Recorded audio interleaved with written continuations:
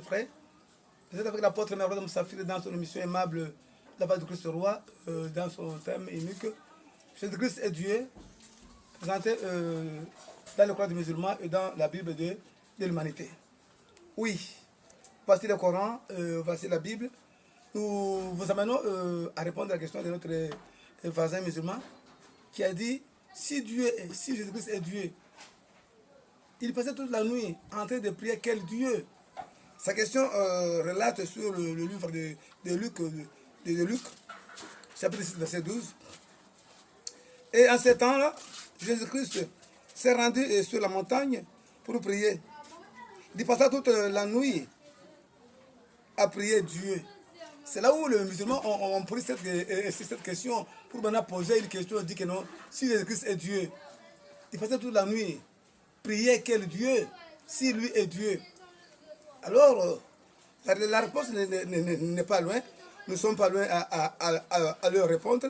Oui, Jésus-Christ est Dieu. Il passait toute la nuit à répondre à quel Dieu. D'abord, qui est ce Dieu-là? Jésus-Christ est Dieu confirmé dans le Coran des musulmans.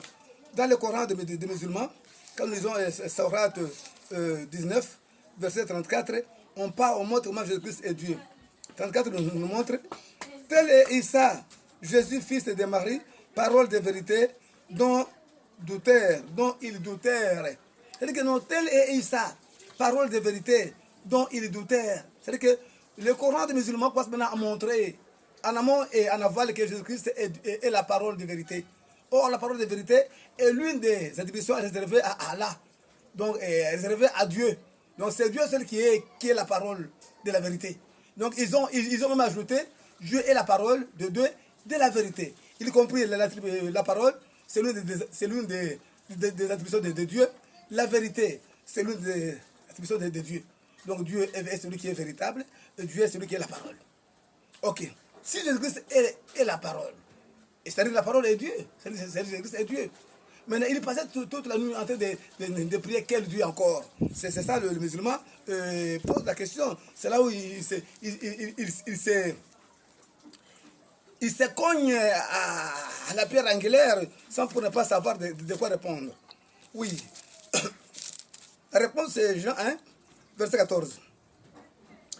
La parole a été faite chère. La parole a été faite chère. Or, la parole, c'est ça Jésus. Défini dans le Coran des musulmans, que Jésus-Christ est la parole de vérité. Maintenant, ici maintenant, on dit que cette parole-là a pris la chair. Donc, quand Jésus est venu dans ce monde, il a pris la chair. Donc, cette parole-là, ce Dieu-là a pris la chair. Donc, quand il était Dieu, il n'avait pas des enfants. Il était le Dieu unique. Un Dieu méchant, un Dieu colérique. Quand il était Dieu tout court. C'est celui qui punissait le monde. Au temps de Noé, il a fait que les déluges soient, que les gens meurent. Au temps de Sodome et Gomorrhe, il a brûlé toute une ville. C'était un Dieu colérique. Maintenant, il est maintenant Dieu le Fils. C'est maintenant l'affection, maintenant, il est maintenant Abba Père. En devenant maintenant Abba Père, il a maintenant l'affection. C'est maintenant, il a pris maintenant la chair. Il a quitté maintenant sa dimension de Dieu le Père, de Dieu le Père, il est maintenant Dieu le Fils, Dieu Saint-Esprit. Maintenant, quand il est maintenant Dieu le Fils, il a pris maintenant la chair. Cette chair-là, c'est la parole qui a pris maintenant la chair. Et là, quand il a pris maintenant la chair, il a maintenant une mission salvatrice qu'il va maintenant accomplir. Quand Dieu le Père a pris maintenant la chair et habité parmi nous, il dit que la parole a été faite chair. Et elle a habité parmi nous, pleine de grâce et de vérité. Et nous avons contemplé sa gloire à une gloire comme la gloire du Fils unique venant du Père. Donc, il a pris la chair. Quand il a pris la chair, c'est pour après maintenant une mission salvatrice de mourir à la croix. C'est cette chair-là qui va maintenant la crucifier à la croix. Mais aux cieux, Dieu Esprit est resté. Dieu est resté comme esprit. Maintenant, c'est en ce près-là, Dieu qui est la chair, Jésus qui est la chair. Maintenant, priez maintenant. Se référer maintenant au Dieu esprit. Il prie maintenant Dieu esprit. Comment? Qui est ce Dieu esprit? Cet esprit-là est défini maintenant en Jean 4, 24. Dieu est esprit. Oh, non, c'est Dieu l'esprit-là. Il reste au ciel. Lui qui est maintenant la chair, il est maintenant parmi nous. Et il y a une mission salvatrice de crucifier cette chair ici pour le salut de beaucoup de gens. Quelle est maintenant sa mission? Sa mission est maintenant définie maintenant en Luc chapitre 2, verset 11. Sa mission, quand il a pris maintenant la chair, c'est pour accomplir maintenant une des missions salvatrices qui fait que le monde soit sauvé. Oui, Luc 11. C'est aujourd'hui dans la ville de David, il vous est né un sauveur, qui est le Christ, le Seigneur. Ah, donc, quand il a pris cette chair-là, lui qui est le Dieu parole, lui qui est le Dieu Père, il est venu maintenant pour nous sauver. Nous qui étions maintenant dans le péché, il est venu maintenant comme sauveur. Maintenant ici, les musulmans peuvent se dire que non, il est le sauveur, oui. D'un petit groupe là de fils, d'un petit groupe là de juifs physiques, qui sont en Israël, ils sont venus les sauver que eux. Non. Maintenant, posons maintenant la mission maintenant de Jésus, et en pris la chair. C'est pour sauver les juifs physiques ou bien les juifs, ceux qui ont cru au Seigneur. Maintenant d'abord Romains 2, 28 ou Romains 2, 29. Est-ce que les juifs, c'est ce qui est de l'intérieur ou bien les juifs, c'est ce qui est de l'extérieur? Jésus est venu sauver les juifs de l'intérieur ou bien les juifs de l'extérieur. Mais les juifs, c'est celui qui l'est l'intérieurement. Et la circoncision, c'est celle du cœur, selon l'esprit, et non selon la chair. La louange des juifs ne vient pas des hommes, mais de Dieu. Ah, donc les juifs, c'est ce qui est de l'intérieur. Il est venu sauver maintenant, pas les juifs physiques, les juifs de l'extérieur, qu'on le voit en Tel Aviv, qu'on le voit à Jérusalem, qu'on le voit par là. Non.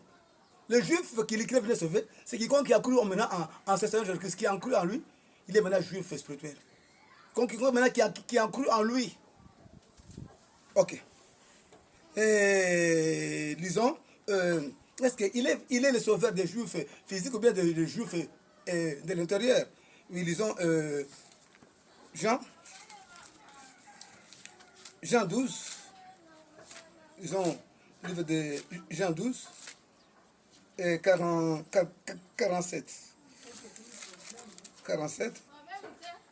Si quelqu'un entend mes paroles et ne les garde point, ce n'est pas moi qui les jugerai, car je suis venu non pour juger le monde, mais pour sauver le monde. Ah, maintenant, ici, maintenant, il ouvre maintenant cette dimension du sauveur. Il est le sauveur du monde, pas de Tel Aviv, pas de gens qui sont en zone physique, mais il est le sauveur du monde entier, quiconque croit en lui, que ce soit français, anglais, arabe, swahiliphone, anglais, toutes les langues confondues. Si c'est parce qu'il ose croire en ce Jésus-ci, il est sauvé. Donc lui est maintenant le sauveur du monde. Il a maintenant ouvert maintenant sa dimension de sauveur, c'est le monde. Et pour encore, Jean 3, 17. Jean 3, 17, il dit quelque chose de meilleur ici. Dieu, en effet, n'a pas envoyé son Fils dans le monde pour qu'il juge le monde, mais pour que le monde soit sauvé pour lui. Donc, c'est-à-dire qu'il est le sauveur du monde. Il priait toute la nuit à Dieu qui est esprit. Maintenant, comme lui ayant pris déjà la chair, parce que cette chair-là va maintenant remplir une mission salvatrice. C'est à la croix qu'il va maintenant sacrifier cette chair pour le salut de tout et chacun qui croit en lui. Vous voyez maintenant, si Jésus priait Dieu, mon Père, il s'adressait au Père Esprit. Lui étant que fils, parce qu'on appelle le fils, dès qu'il a pris la chair, on dit bien que la parole s'est faite chair, Donc la parole de Dieu a pris maintenant une chair humaine pour habiter avec nous. Afin que cette chair humaine soit crucifiée à la croix qui a fait que le monde qui ont cru